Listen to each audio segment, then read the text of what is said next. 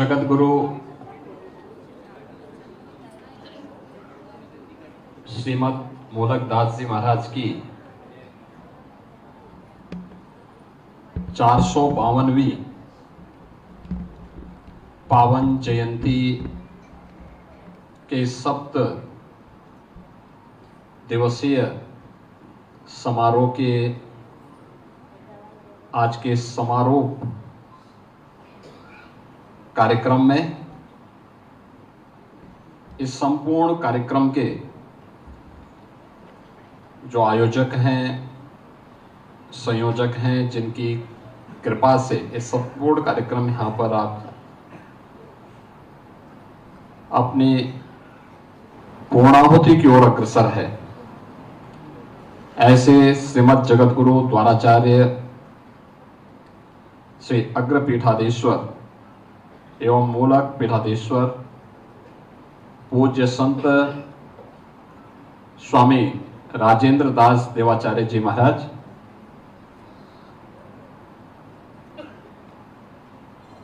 आज के इस समारोह में जिन पूज्य संतों का सानिध्य यहाँ पर प्राप्त हो रहा है, जिनकी दिव्य उपस्थिति से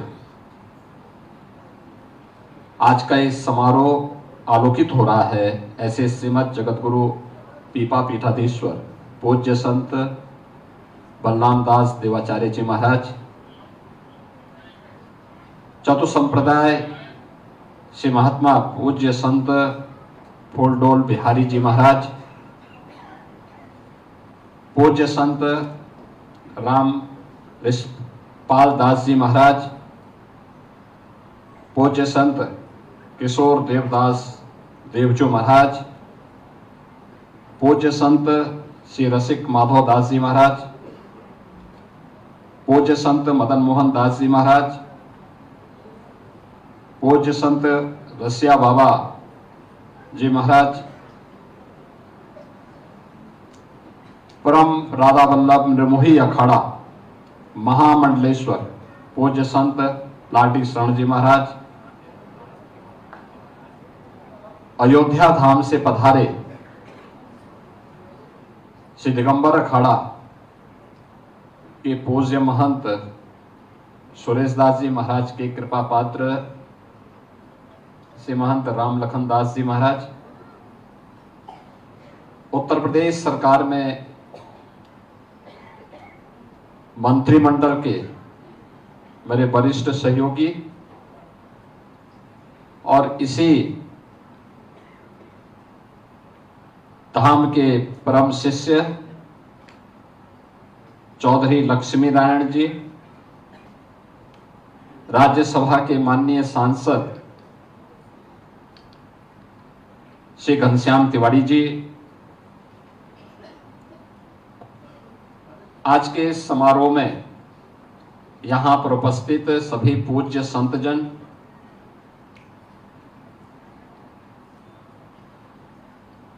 श्रीमद जगत गुरु मूलकदास जी महाराज की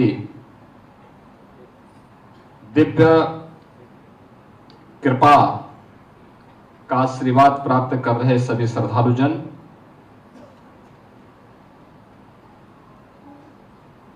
ये मेरा सौभाग्य है आज मुझे भारत भूमि के एक ऐसे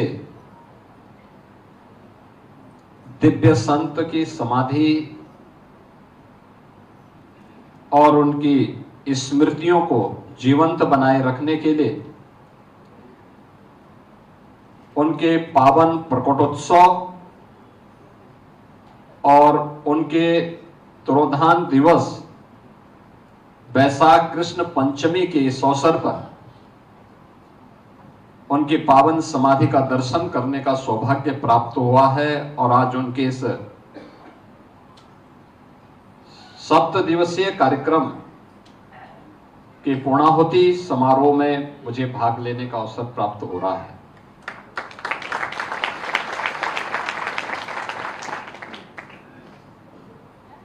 याद करिए, आज से 452 वर्ष पहले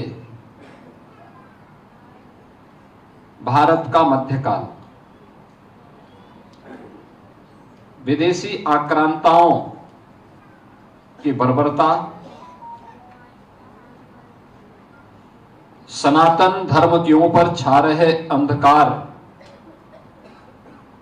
में एक दिव्य ज्योतिपुंज के रूप में भक्ति की अपनी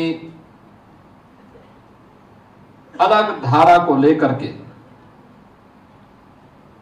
जन चेतना को जागरूक करते हुए सांस्कृतिक राष्ट्रवाद की अवधारणा को पुनर्स्थापित करने के संकल्प के साथ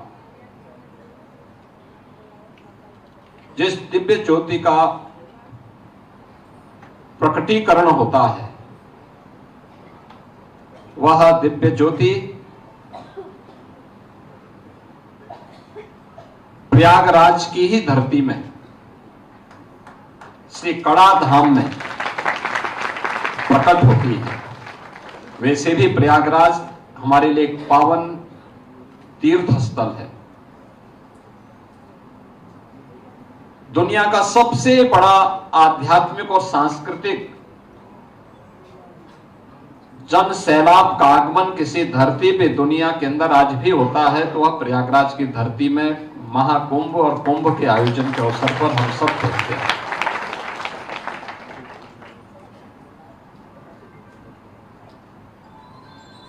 पूज्य संत जगत गुरु मूलकदास जी महाराज ने अपनी जिस परंपरा को और जिस परंपरा में वे दीक्षित हुए, वह भारत की वैष्णव परंपरा की रामानंदी संप्रदाय की उस पावन परंपरा को उन्होंने अंगीकार किया, जिसे जगत गुरु रामानंदाचार्य जी ने आगे बढ़ाया। और प्रयागराज की धरती का यह सौभाग्य है कि प्रयागराज में जगत गुरु रामानंदाचार्य जी की भी पावन जन्मभूमि है।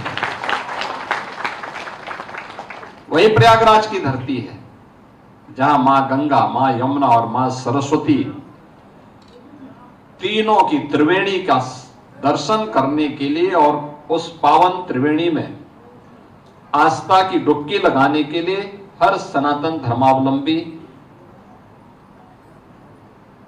प्रतीक्षा करता है। माघ मेले की, कुंभ की, महाकुंभ का सौभाग्य तो बिरले को ही प्राप्त होता है। और उस प्रयागराज की धरती में जन्म लेना और फिर वहां से उन्होंने देश के विभिन्न तीर्थों में, ब्रज में, अयोध्या धाम में, चित्रकूट में, प्रयागराज में, काशी में, जगन्नाथपुरी, यानी इन सभी क्षेत्रों में जाकर के उस आध्यात्मिक और सांस्कृतिक चेतना को जागरूक करने के एक बड़े कार्यक्रम को अपने हाथों में लिया। अभी यहां पे हमारे पूज्य संत जिन बातों को कह रहे थे, पूज्य संत राजेंद्र दास जी महाराज, उन्होंने कहा 4 मुगल बादशाहों का कालखंड जगत गुरु मूलकदास जी महाराज ने देखा। अकबर का भी देखा, जहांगीर का भी देखा, शाहजहां का भी देखा, औरंगजेब का भी देखा। उस समय की क्रूरता को भी देखा।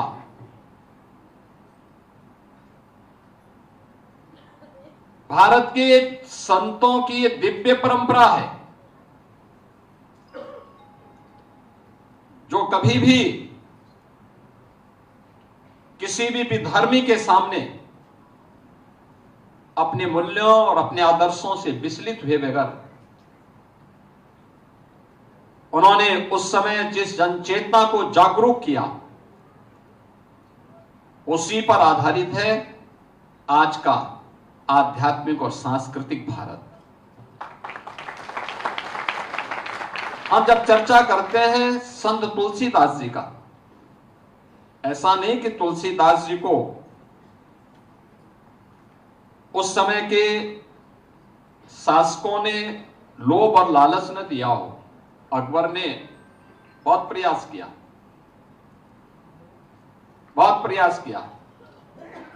उस समय के तमाम अन्य उनके नौरत्नों में से बहुत सारे लोग थे जो उनको लालच देकर के वहां लेके आना चाहते थे, अकबर के पास ले जाना चाहते थे, मुगल बादशाहों के पास ले जाना चाहते थे। लेकिन तुलसीदास जी ने तो एक ही बात कही थी, उन्होंने कहा नहीं, बादशाह कौन होता है मैं नहीं जानता, हम बादशाह को नहीं पहचानते। उन्होंने कहा भारत का राजा, उन्होंने कहा भारत का राजा तो एक ही है। याद करिए, आज भी जब हमारे यहां रामलीलाओं का आयोजन होता है ना, रामलीलाओं में हम एक ही बात कहते हैं, बोलो राजा रामचंद्र की। ये किसी और ने नहीं, मुगल कालखंड में नारा दिया था संत तुलसीदास जी महाराज ने। यानी भारत का राजा कोई विधर्मी नहीं हो सकता, भारत का एक ही राजा है और वह सनातन राजा है और वह राम है, राम के अलावा और कोई नहीं। बेझिझक उनको कोई जागीर नहीं चाहिए। जो ये कहते हैं तुलसीदास जी एक गरीब ब्राह्मण थे, नहीं, इससे बड़ा धनी कौन जो उस समय सबसे बड़े बादशाह के प्रस्ताव को ठुकरा करके कहता हो कि नहीं, मैं बादशाह को नहीं जानता, मैं तो एक ही राजा को जानता हूं और वह भारत का राजा है, सनातन राजा है और वह राम है। और रामलीलाओं के आयोजन के माध्यम से उन्होंने भारत के अंदर जिस जनचेतना को जागरूक किया था, वह हर भारतीय के लिए एक नई प्रेरणा बनी। आज भी आप देखते होंगे,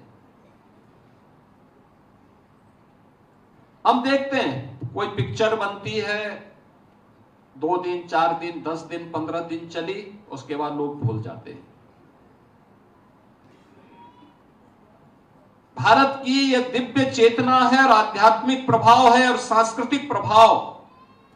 कथा के माध्यम से हम देखते हैं पूज्य संतों की जब कथा होती है, हजारों और लाखों की संख्या में श्रद्धालु उपस्थित होता है।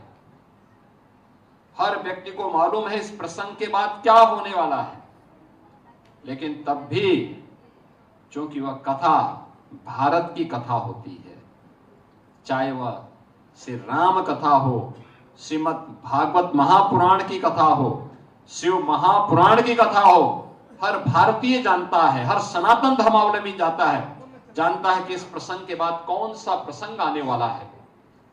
लेकिन वह इस सब के बावजूद कथा में और उसके प्रसंगों के साथ, समसामयिक प्रसंगों के साथ जोड़ करके जब कोई कथा व्यास उस कथा को और भी मजबूती के साथ प्रस्तुत करता है,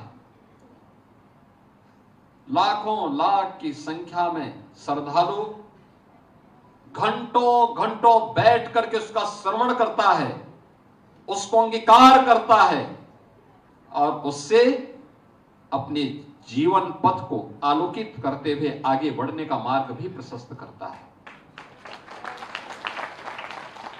हम लोग देखते हैं अक्टूबर के बाद से लेकर के दिसंबर तक उत्तर भारत के हर गांव में देर सायकाल से लेकर के देर रात्रि तक रामलीलाओं के आयोजन होते हैं।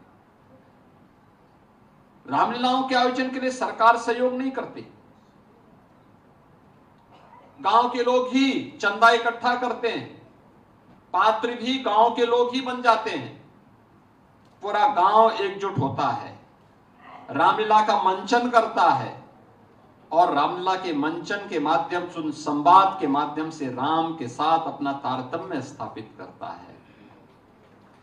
उसमें न जाति भेद है, न मत का भेद है, न संप्रदाय का भेद है, कोई भेद वहां नहीं होता है। सब उस एक मंच के माध्यम से पूरा गांव एकजुट होकर के, पूरा गांव उस दृश्य को देखने के लिए, क्या बुजुर्ग हो, क्या महिलाएं हो, क्या पुरुष हो क्या बच्चे हो, सारे लोग एकजुट होकर के उसको ध्यान से सुनकर के उन संवादों से एक नई प्रेरणा प्राप्त करते हैं।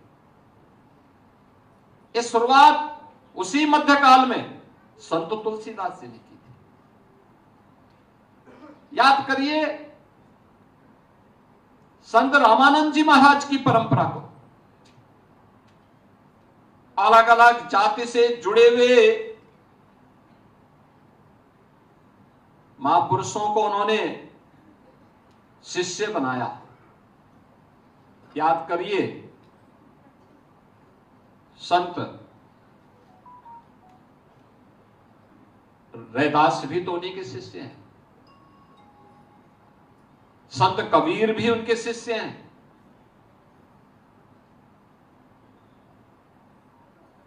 उन्हीं की परंपरा में 22वीं पीढ़ी में जगत गुरु मूलकदास जी महाराज का आविर्भाव भी होता है।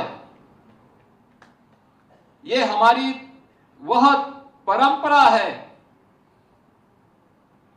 जिस परंपरा ने भारत के बारे में सोचा है,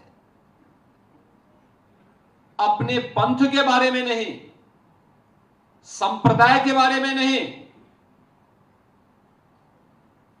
सनातन धर्म के बारे में सोचा है, भारत के बारे में सोचा है। और तब भारत भारत बना है, तब भारत उन झंझावतों से मुक्त हो पाया है।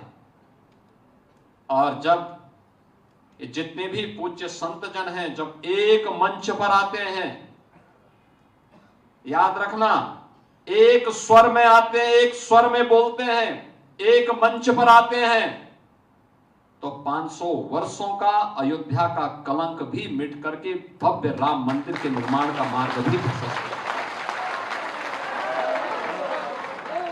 ये होती है ताकत एकता की। और मध्यकाल में उस एकता की ताकत का अलग जगाने का काम जगत गुरु रामानंदाचार्य ने प्रारंभ किया था। यह परंपरा वहां से शुरू होती है। जाति पाति पूछो नहीं कोई, हरि को भजे सो हरि का। यह वही परंपरा है और उसी परंपरा को आज नमन करने के लिए मैं यहां पर विशेष रूप से आया हूं। मध्यकाल में मानवता का आंसू पूछने के लिए, गो रक्षा करने के लिए, भूखे को अन्न देने के लिए उन्होंने अपने जीवन का मिशन बनाया। और उस मिशन के तहत उन्होंने जो उपदेश दिए उस समय कितना दिव्य है। उन्होंने कहा, अपना सा दुख सबका जाने, दास मूल का ताको माने। यानी जो व्यक्ति दूसरे के दुख को अपना समझता है वही सच्चा ज्ञानी है। यही जगत गुरु मूलकदास जी की प्रेरणा भी है। सब हिन के हम सबे हमारे, जीव जंतु मोहि लागे प्यारे। यही तो है भारत के दिव्य संतों की परंपरा, जीव मात्र के प्रति करुणा का भाव।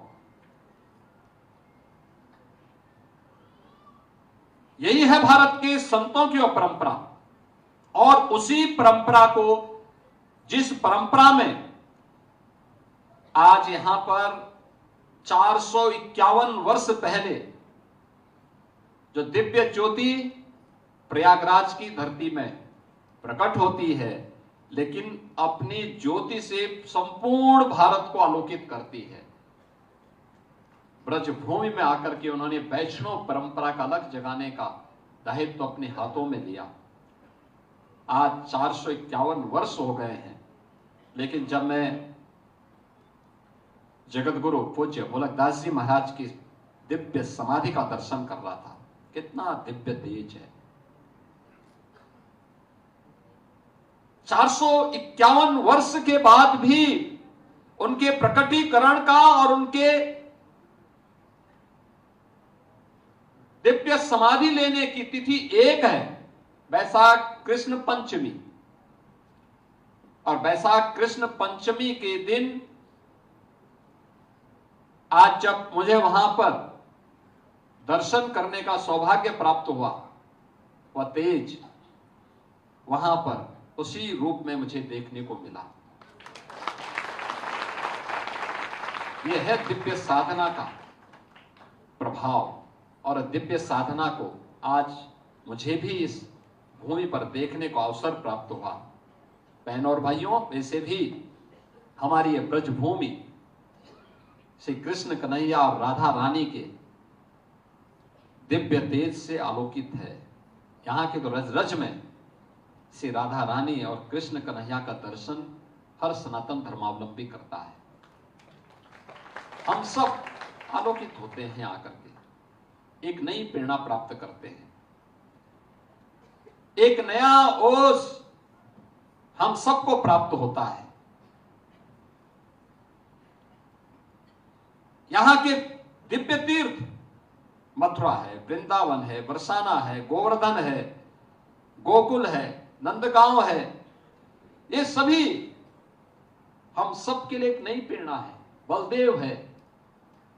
और इसीलिए ब्रज तीर्थ विकास परिषद का गठन करके इन सभी क्षेत्रों में यहां की परंपरा को संरक्षित करते हुए कुछ हो सके अपनी विरासत का संरक्षण करते हुए पूज्य संतों के मार्गदर्शन में उसके उन्नयन के लिए कुछ हो सके, तो ये डबल इंजन की सरकार कुछ अपने स्तर पर प्रयास कर रही है। क्योंकि हमारा मानना है विकास तभी सार्थक है जब विरासत रहेगी, और इसीलिए दोनों काम एक साथ चल रहे हैं, दोनों कार्य एक साथ चल रहे हैं। हम लोग उन चीजों को ढूंढने का प्रयास कर रहे हैं, एक एक उन कार्यों को जो कभी नहीं हुआ। काशी में आपने देखा होगा आदरणीय प्रधानमंत्री जी के मार्गदर्शन और नेतृत्व में काशी विश्वनाथ धाम भव्य और दिव्य बन गया है। पहले काशी विश्वनाथ धाम में दर्शन करने के लिए कोई सनातन धर्मावलंबी आता था, यानी 1916 में राष्ट्रपिता महात्मा गांधी जब काशी हिंदू विश्वविद्यालय के उद्घाटन कार्यक्रम में भाग लेने के लिए आए थे, वे भारतीय राजनीति में उस समय नए नए प्रवेश किए थे। मोहनचंद करमचंद गांधी जी के मन में जब ये भाव आया कि मैं भी काशी की महिमा को सुनाऊं, दर्शन करने जाऊं, लेकिन जब वे गए, संकरी गली को उन्होंने देखा, गंदगी को देखा, भिन भिनाती हुई मक्खियों को देखा, तो उनके मन में खिन्नता हुई। 1916 में उन्होंने कहा था कि अगर किसी लोग का कोई जीव कभी धोखे से यहां गिर जाए तो उसको लगेगा कि मैं नरक में आ गया हूं। ये गांधी जी ने 1916 में कही थी। बहनों और भाइयों, जब 2017 में मुख्यमंत्री बनने के बाद मुझे सौभाग्य मिला कि मैं काशी में दर्शन करने के लिए जाऊं, वही स्थिति थी। एक साथ 50 लोग नहीं जा सकते थे, बहुत संकरी गली थी। आज मैं कह सकता हूं कि 50,000 श्रद्धालु एक साथ बाबा विश्वनाथ का दर्शन कर सकता है। यानी 50 से 50,000 तक पहुंचने की जो यात्रा है, यही है डबल इंजन की स्पीड। इसी को कहते हैं इस गति। ये गति जब प्रगति करती है तो उत्थान की ओर जाती है, यही सनातन धर्म है। और जब ये गति नकारात्मक होती है, सनातन विरोधी होती है, तो अधोगति की ओर जाती है, दुर्गति उसकी होती है। हम इसको प्रगति की तरफ ले जा रहे हैं, क्योंकि सनातनी परंपरा के प्रति हम सबको गौरव की अनुभूति होती है, और इसीलिए इसको प्रगति के पथ पर अग्रसर करने में हमें सफलता भी प्राप्त हो रही है। अयोध्या में आपने देखा होगा, अयोध्या में 3 घंटे बिजली मिलती थी 2017 के पहले। उस समय कोई जय श्री राम बोल दे तो लड्डू मिलना बाद में, और डंडे जरूर मिल जाते थे। संकरी गलियां थी, कब भवन गिर जाए कोई भरोसा नहीं था। आवागमन के साधन भी सीमित थे। आज आप जाइए अयोध्या में, जहां से आप जाएंगे, आज अयोध्या त्रेता युग की याद फिर से स्मरण करा देती है हमको। हमने त्रेता युग नहीं देखा है, लेकिन धर्म ग्रंथों में जो सुना है, जो उसी प्रकार की अयोध्या आज बन रही है। और इन पूज्य संतों की साधना का, इनके संघर्ष का प्रताप है। मैंने जो बताया ना कि संत एक मंच पर आए और एक स्वर में बोले, 500 वर्षों का कलंक मिट गया, अयोध्या में राम मंदिर का, भव्य राम मंदिर का निर्माण हो गया। अगर संतों की एकता में इतनी ताकत है, तो पूरा सनातनी अगर एकजुट होकर के अपनी ताकत का एहसास कराना प्रारंभ कर दे, तो कोई भी विधर्मी और विधर्मी की आड़ में उनके जूठन को खा करके हिंदू विरोधी षड्यंत्र रचने वाले भारत का बाल बांका नहीं कर पाएंगे। यही कहने के लिए आज यहां पूज्य संत जगत गुरु मूलकदास जी महाराज की इस पावन जयंती कार्यक्रम के अवसर पर आप सबसे विनम्र अपील करने के लिए आया हूं। ये यात्रा हमें रुकने नहीं देनी है। बिना रुके, बिना थके, बिना डिगे, बिना झुके इस अनवरत यात्रा को चरेवेती के संकल्प के साथ आगे बढ़ाना होगा, निरंतर आगे बढ़ाना होगा। हमारा व्यक्तिगत स्वार्थ सनातन धर्म के मार्ग में और भारत राष्ट्र के मार्ग में बाधा नहीं बननी चाहिए, कभी नहीं बननी चाहिए। मेरा हित देश के हित से बड़ा नहीं हो सकता, सनातन धर्म के हित से बड़ा नहीं हो सकता है। इन पूज्य संतों ने जब अपने व्यक्तिगत हित को, अपने आश्रम के हित को, अपने संप्रदाय और पंथ के हित को एक ओर रख करके सनातन धर्म के बारे में सोचना प्रारंभ किया, तब ये व्यापक जागृति देखने को मिली है, तब यह दिव्य तेज हमें देखने को मिला है, तब ये चमत्कार हमें देखने को मिला है। कई पीढ़ियां गई, अयोध्या में राम मंदिर का दर्शन नहीं कर पाई। हमारी पीढ़ी सौभाग्यशाली है, हमने अयोध्या में राम मंदिर आंदोलन को भी देखा है, हमने अयोध्या में जन्मभूमि को मुक्त होते हुए भी देखा है। और हम लोग कह सकते हैं कि हमने राम मंदिर के निर्माण को और रामलला की भव्य प्राण प्रतिष्ठा के कार्यक्रम के भी हम सब साक्षी हैं। याद करिए, ये 1500, ये 2026 चल रहा है, 2026 चल रहा है। 1526 में संबल में श्री हरिहर मंदिर को बाबर की औलादों ने तोड़ा था।